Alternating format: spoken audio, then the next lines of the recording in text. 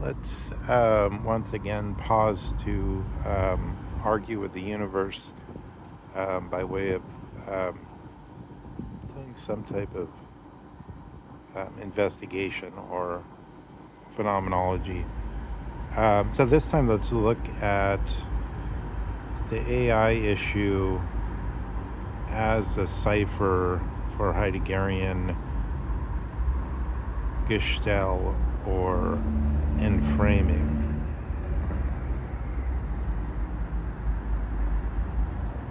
So I think Zygmunt Boyman, the guy, the liquid modernity guy, if you listen to him give his spiel about the guy on the plane, and then you hear it's like an announcement that there's an airport that's supposed to be built where we're supposed to land, but it's like the construction is quite slow, and we're not going to be able to land.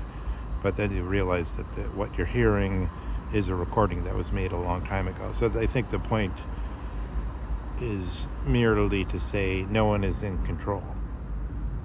But now let's flip it. Let's flip the script with the AI. What happens? AI is in control. So I think we had a good...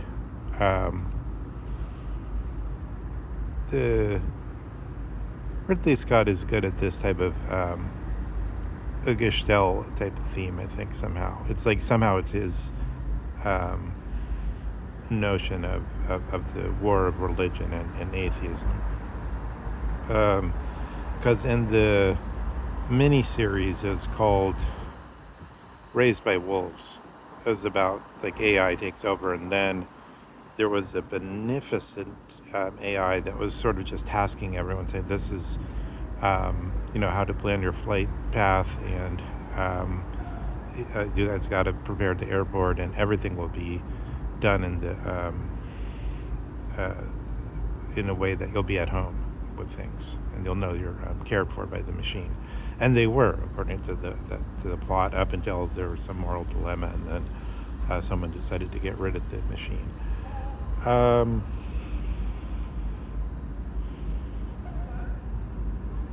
But now the question is that real, that like AI has actually that much control over our lives, in this sense, that the Gestell or that the technical processes thought through the machine have that much power? I want to look at this with the superimposition of the notion of the Kantian sublime. So we have a new type of sublime, or in a way we have a sort of refusal of Kant's sublime.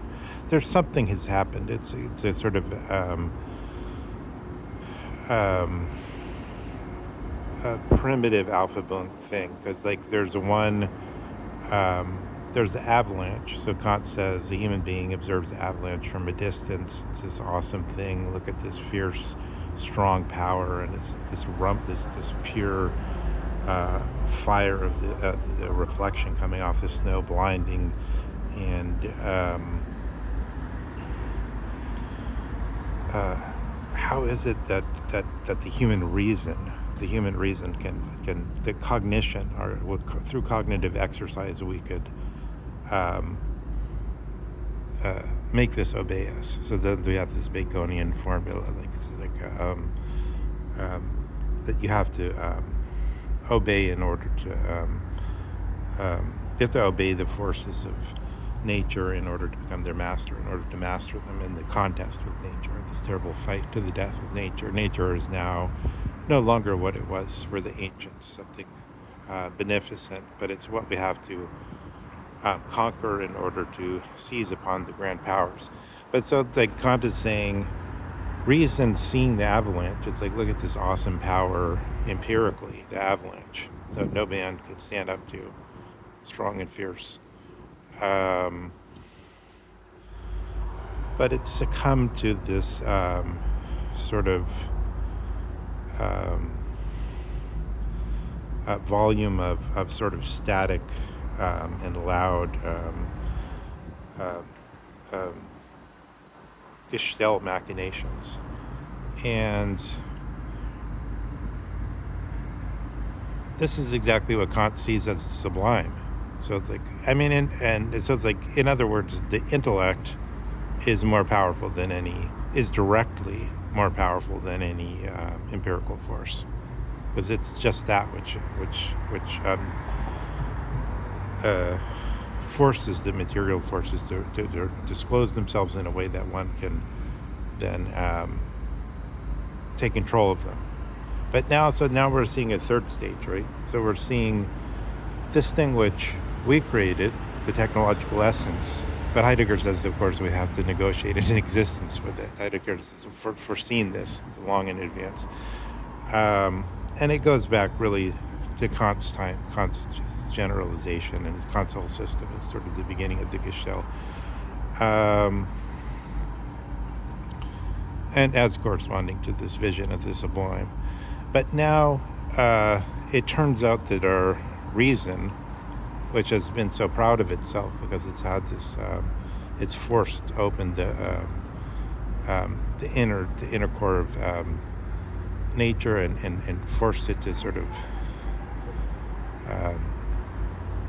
urinate its symmetry out in a absurd but nonetheless somehow beautiful as a religion of man, or something, Kant's religion, as something that would open up the notion of the laissez-faire in France and so on, as we were talking about last time. But now this reason has succumbed also to be attacked by reason. It's like reason has now looked at the human brain, looked at the engineering of it, begun with the, as Elon Musk called that, these things that could directly connect to the brain and lead to advances and so on.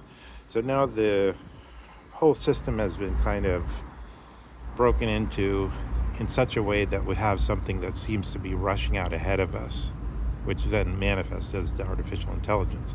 So supposing all Fukuyama is just giving this example, which is, apparently it's an old example. I hadn't heard it, of the paperclip machine that the advanced AI is given the command, make paper clips, but that's all it knows. And so all it does is try to gather the metals and the resources needed to do it, and it ignored and everything else. Otherwise it's like a bad Llama machine. It has no moral rules. It's only purpose driven.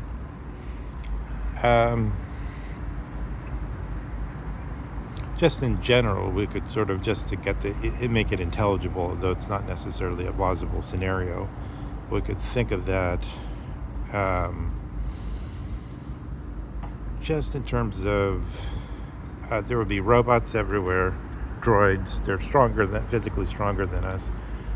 They run everything. And they play a large role in decision making. So it's like something in the direction of that Raised by Wolves machine, but on a much larger. In that, it was a small community, but this would be the whole globe. And the machine is running the legal system, and the machine is running the university, and the machine is deciding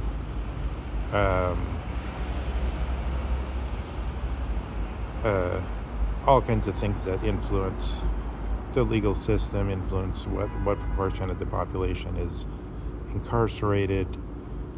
And so it's like, I give you an example to make that a little bit more tangible or plausible, but just like in California, not due to a change in like regime, like the SRs or Soviet revolutionaries for like 50 years assassinating Tsarist officials and then finally overthrowing the government in the Soviet Revolution, which then the small portion of them called the Bolsheviks won out, and they're the only ones we hear about. But not some grand process of revolution, but rather a few guys, governors,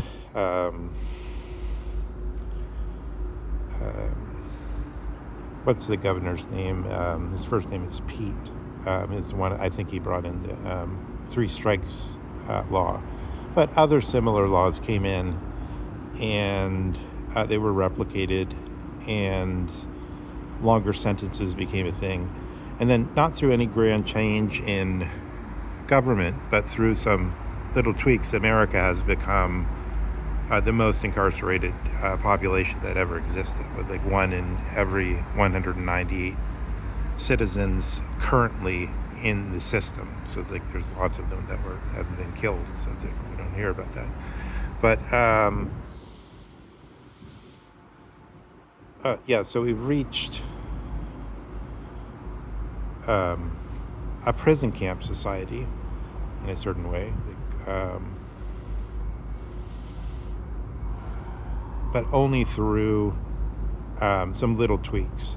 So like these systems will be making suggestions all the time, and there have to be suggestions about laws that involve extremely technical matters, and so it's not that hard to sort of see the overall Gestell creeping in. This artificial intelligence, in its new sense, as a free agent, which could do infinitely complex in the sense that whatever it can be done, it could use the full whatever it would do whatever it could do. Infinite in that sense. There would be no moral constraints, no other constraints. Most of what it's doing we wouldn't understand. But so then that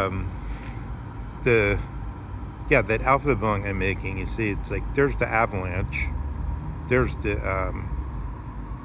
physics matrix version of the avalanche, but then there's this new thing. It's the AI controlling all that and being smarter than any human being about understanding our like we'd say we have some pictures, Schrodinger's version or whatever, but like the AI would be able to, whatever the most genius application of those of experiments using Schrodinger's equations are, the AI would come up with like more better ones, slightly would bring out new things, and would have an army of droids building apparatuses tailor-made for whatever they were looking for, and could tweak the basic equations as well.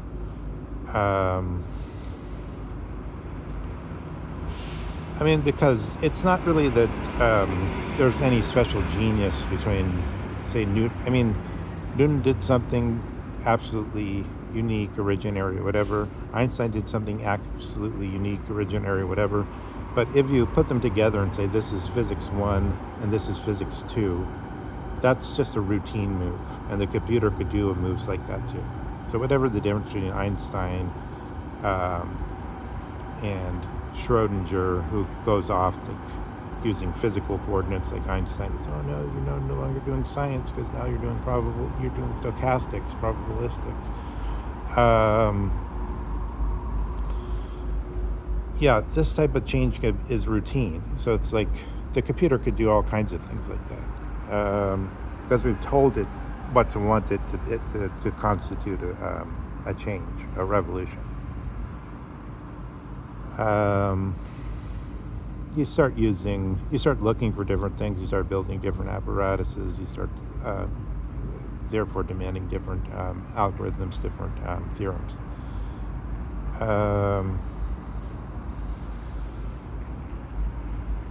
And in that case, then you allow in, on a complex justification, you allow in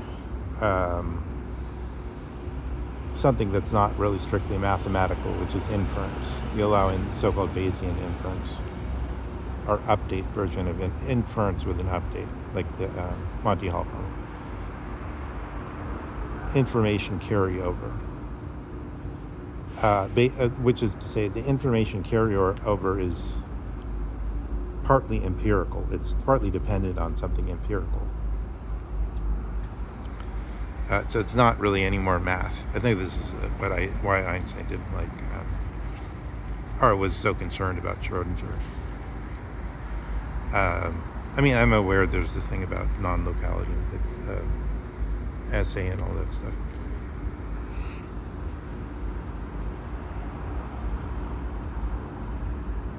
So no longer do we have something which is like the avalanche that we could look at and feel the sublimity of the fact that our intellect is superior to it. So Kant's vision of things, his revelation, seems to eat itself. The revolution eats its children, right? And then, yeah, his notion of the sublime power of the intellect of nous, it no longer makes sense. I mean, you could look at it this way. Kant's kind of like Plato, and then the one who congeals Plato is Aristotle. Aristotle makes everything stricter. I mean, I'm fully aware Aristotle had supposedly beautiful dialogues, and all that came down to us was the stuff that's more like lecture notes, but that's not really the reason. The reason is he goes from sort of generally talking about stuff to giving specific rules, like the things that are typically called metaphysics, the laws of thought, like systematize. Yeah, okay, I know that we have it in the systematized form there, and maybe in his own dialogues it wasn't laid out that way, but nonetheless, I believe it could be shown at length very closely that Aristotle has sort of congealed what was a little bit more free in Plato, Socrates, given it taken specific positions more dramatically. Maybe he just systematized that more largely in a certain way, but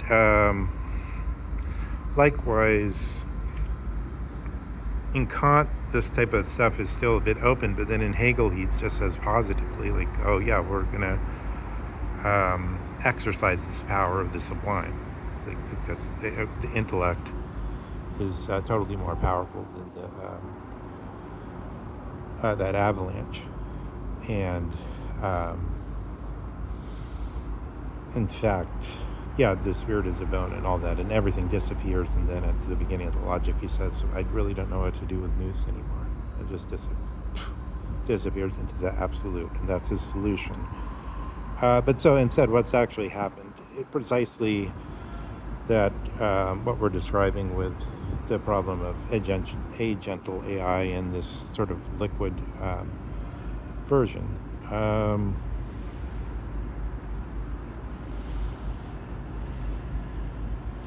So yeah, we're now faced with something which is changed the basic face of what we could otherwise call nature. What sort of just comes forward of its own.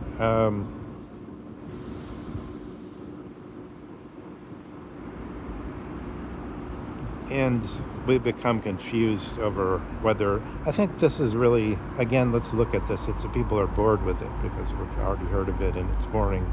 Is what are we supposed to say is really what happened with this that all of Western philosophy broke into this banal thing that everybody says, and then we don't want to say it because we don't want to be like the lady Elena Zapenchuk or whatever her name is. She's kind of like famous for being famous.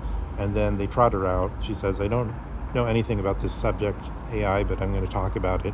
And then she makes 15 comments that everyone in the audience, except maybe one person, had already heard 20 times.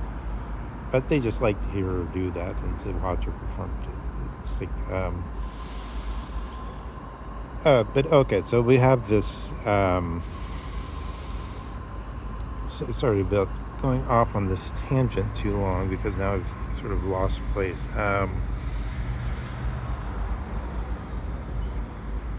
We have a situation where Kant,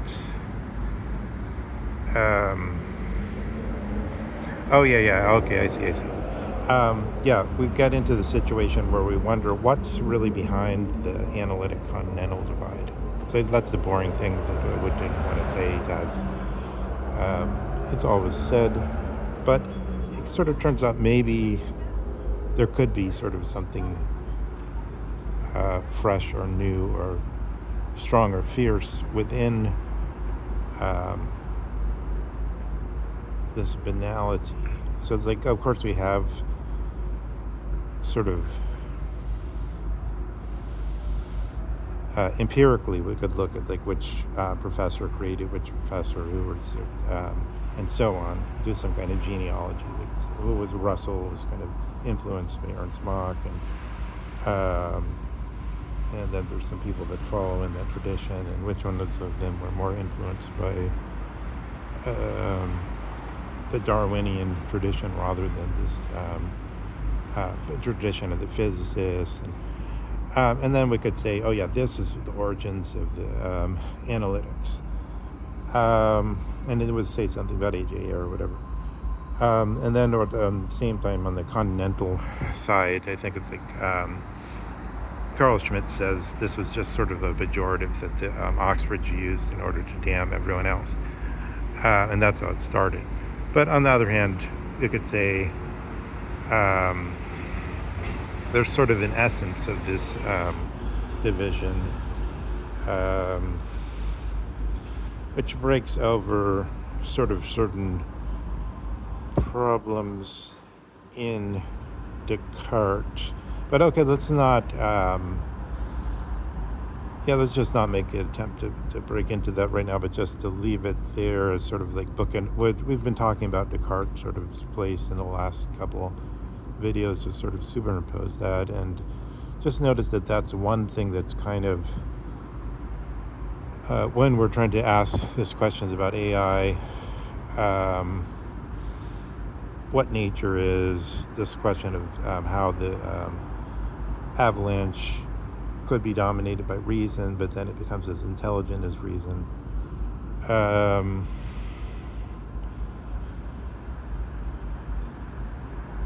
These thoughts are somehow part of our whole system of talking about it. Just like, and especially if we mean like anyone who asks in public about these subjects, what they'll sort of be thrown into, and what kind of where the Dossmann sort of protections are, where they're supposed to say certain things, and that everybody will nod because a certain amount of people have heard the same thing before, and they know that that's what's supposed to be said in connection to these subjects and so on.